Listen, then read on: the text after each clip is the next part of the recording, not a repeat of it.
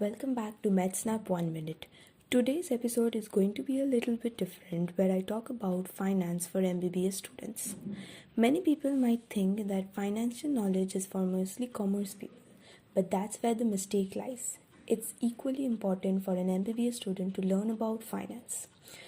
In MBBS, we learn about everything starting from the brachial plexus to the different types of murmur, but nobody really teaches us about how to exactly grow your own money, how to manage your own money.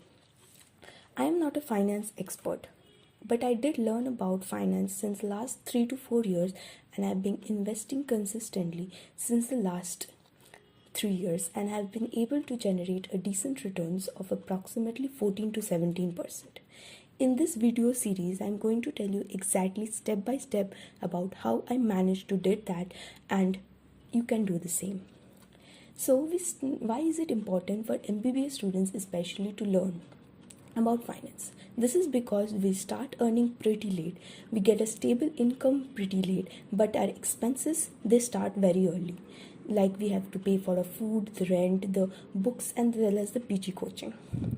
So, in order to manage all these, if we don't know about finance, we will always be busy, we will always be tired, and we will still not be able to meet our demands.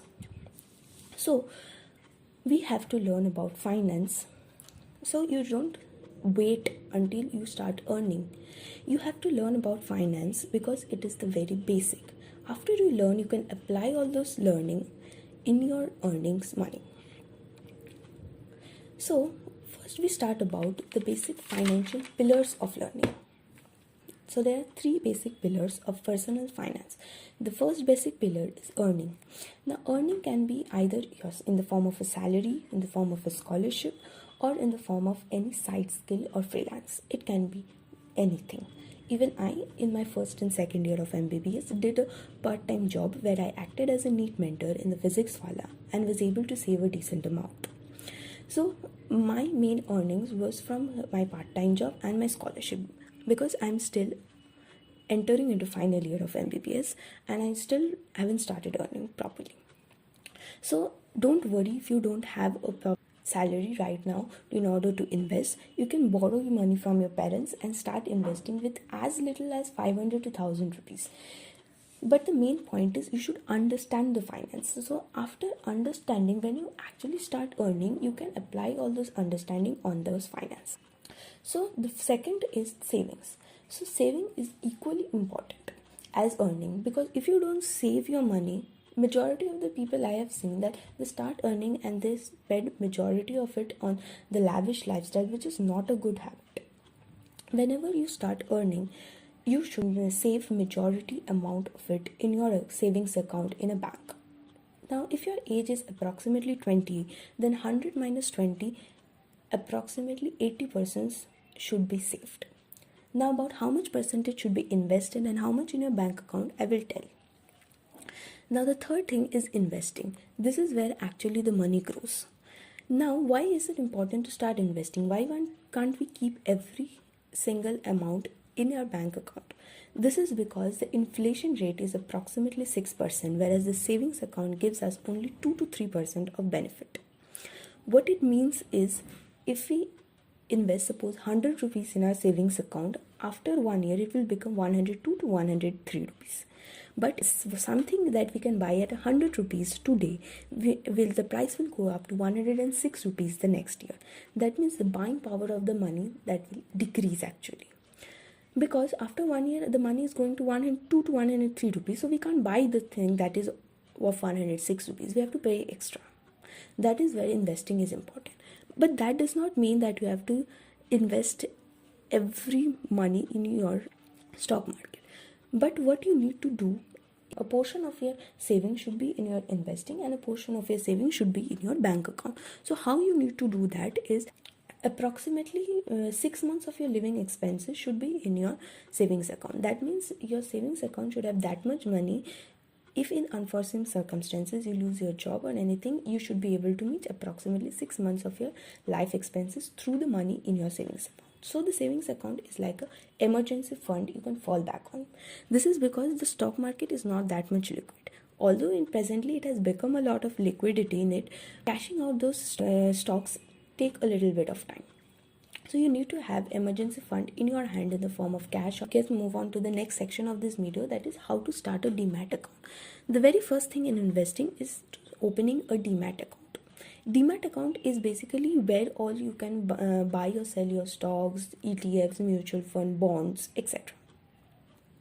A very important aspect is you can buy mutual funds or index fund even without a Demat account. But for stocks, a Demat account is a must. Step 1, you have to select a broker. Now the broker can be GROWW, Upstock, Zerodha, anything that you can find reliable and with a user-friendly interface. I personally have GROWW where I invest and sell in stock market. And because it's very user friendly, I use it. You can download the GROWW app from my description below.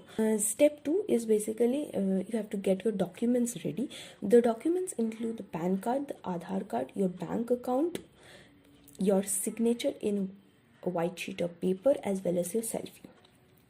Step 3, you have to fill out your basic details like your name, phone number, email ID.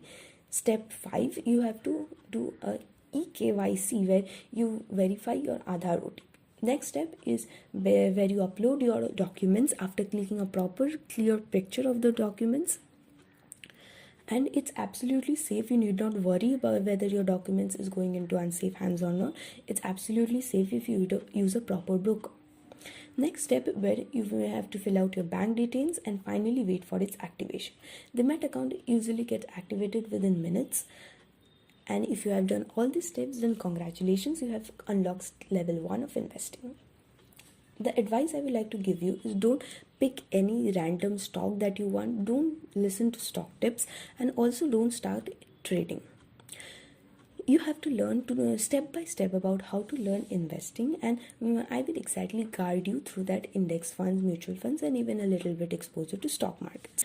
In the next episode, we are going to talk about the index funds.